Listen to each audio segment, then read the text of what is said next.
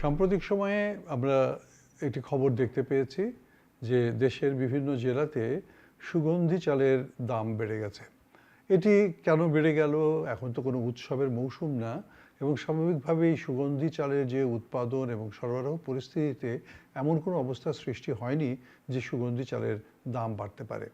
আমাদের দেশের সুগন্ধি চালের যে উৎপাদন সেটি কম বেশি 10 লক্ষ মেট্রিক টন, সেটি কৃষি মন্ত্রণালয় বলে। আর আমাদের যে চাহিদা সেটি বলা হয় যে 6 লক্ষ 6.5 লক্ষ মেট্রিক টন বা এরকম কিছু। এবং এটাও সত্যি কথা যে দেশের অর্থনৈতিক অবস্থার উপরে নির্ভর করে যে সুগন্ধি চালের ভোগ বা ব্যবহার কতখানি বাড়বে। কারণ মানুষের যখন নাকি নুন আনতে পান্তা ফুরোবে তখন তারা নিশ্চয়ই সুগন্ধি চাল খাবেন না। আমাদের দেশে 2022 সালের দিকে সুগন্ধি চালের রপ্তানি বন্ধ করে দেওয়া হয়, কারণ তখন বলা হয়েছিল যে দেশের যে অভ্যন্তরীণ চাহিদা, আমাদের হয়তো খাদ্য চাহিদার কথা চিন্তা করেই সুগন্ধি চালের যে রপ্তানি সেটি বন্ধ করে দেওয়া হয়েছিল। কিন্তু 2025 সালে এসে কিছু বিধিনিষেধ তুলে নেওয়া হয় এবং বলা হয় যে শর্ত সাপেক্ষে কোনো রপ্তানিকারক তারা সুগন্ধি চাল বিদেশে রপ্তানি করতে পারবে। এবছরও কিন্তু রপ্তানি করার একটা অনুমোদন রয়েছে এবং সেই অনুমোদনের একটা সুযোগ আমাদের রপ্তানিকারকরা পাচ্ছে। ভালো তো, যদি আমাদের দেশে উৎপাদন হয় 10 লক্ষ মেট্রিক টন, 6 লক্ষ মেট্রিক টন যদি আমাদের দেশে মাত্র খরচ হয়, তাহলে অতিরিক্ত 4 লক্ষ টন তো আমরা বিদেশে রপ্তানি করতেই পারি। কিন্তু মুশকিলটা হচ্ছে যে রপ্তানির খবরটা শুনে আমাদের ব্যবসায়ী মহলে একটু নানা রকমের ঝড় বাদল শুরু হয়ে যায়। কেউ কেউ মনে করেন যে রপ্তানি করতে গিয়ে আমি হয়তো বেশি মুনাফা অর্জন করতে পারবো, অতএব আমি একটু স্টক করে রাখি। কেউ হয়তো বা এগুলোকে একটু আড়াল করে ফেলে, এবং যে কারণে দেখা যায় বাজারে একটা কৃত্রিম সংকট সৃষ্টি হয়ে যায় এবং বাজারে তার দাম বেড়ে যায়।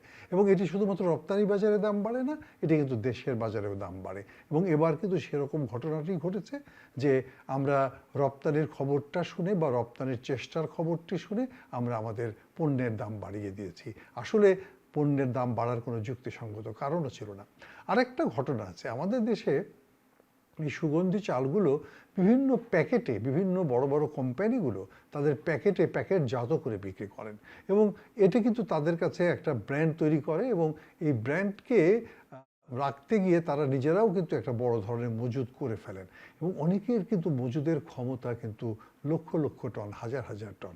স্বাভাবিকভাবে তাদের কাছে যদি চাল আটকে থাকে তাহলে তো বাজারে সাপ্লাই চেইনে এটি একটু ব্যত্যয় ঘটতেই পারে এবং সেক্ষেত্রে দাম বাড়তেই পারে।